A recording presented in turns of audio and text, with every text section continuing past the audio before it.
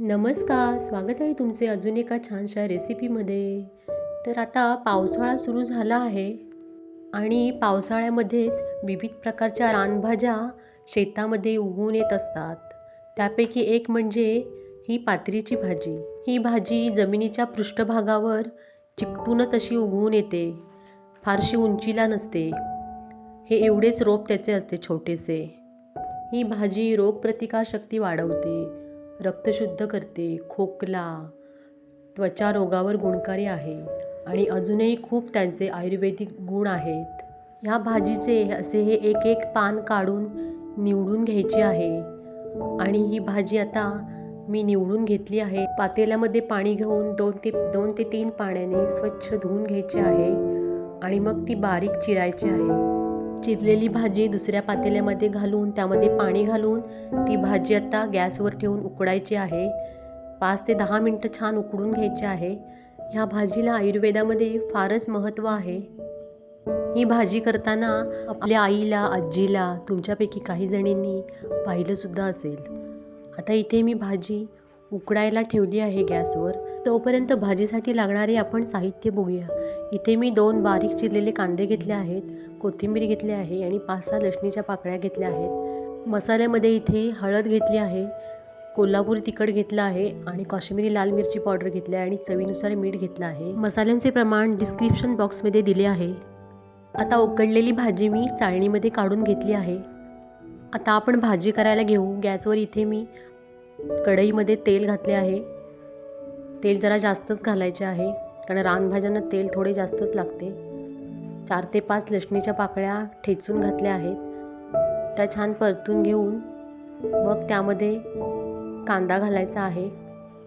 लसूण छान लाल झाला आहे. आता मी त्यामध्ये कांदा घालत आहे आणि कांदा घालून छान परतून घ्यायचा आहे तेल सुटेपर्यंत. कांदा छान मऊ झाला पाहिजे. भाजीमध्ये घालण्यासाठी मुठभर मुगाची डाळ मी घेतली आहे भिजवून.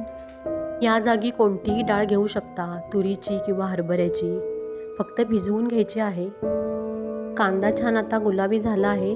त्यामध्ये आता भिजवलेली मुगाची डाळ घालून घेणार आहे मी आणि ती थोडी परतून घेणार आहे कांद्यामध्येच. आता कांद्यामध्ये मी 1 चमचा मीठ घातला आहे आणि छान आता परतून घेणार आहे. या भाजीला फारसे मसाले लागत नाहीत. कांदा आणि लसूण थोडा जास्त लागतो. आता कांदा छान परतला गेला आहे. त्यामध्ये आता आपले सगळे मसाले घालायचे आहेत. हळद, कोल्हापुरी तिखट छान एकजीव होईपर्यंत परतून घ्यायचे आहे. मसाला छान शिजला आहे. आता मसाल्याला छानपैकी आता तेल सुटले आहे. आता त्यामध्ये भाजी घालायची आहे. ही भाजी उकडली असल्यामुळे त्यामध्ये पाण्याचा अंश आहे.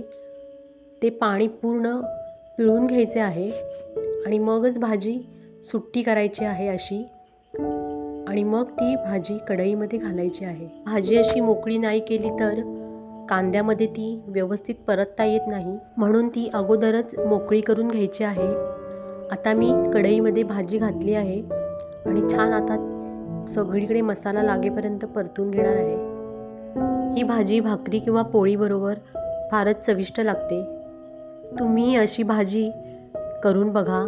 रानभाज्यांचं आयुर्वेदातील महत्त्व लक्षात घेता या भाज्या आता शहरांमध्ये सुद्धा मिळायला लागल्या आहेत.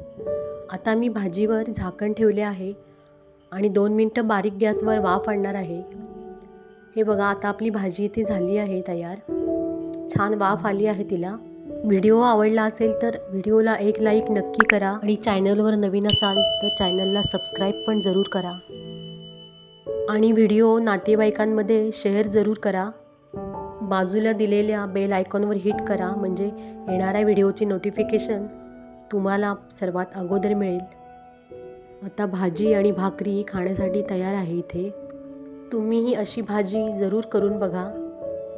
आता भेटूया पुढच्या व्हिडिओमध्ये. तोपर्यंत व्हिडिओ बघितल्याबद्दल सर्वांचे खूप खूप धन्यवाद. अशाच नवनवीन रेसिपी पाहण्यासाठी माझ्या चॅनेलला सबस्क्राईब जरूर करा. तोपर्यंत नमस्कार.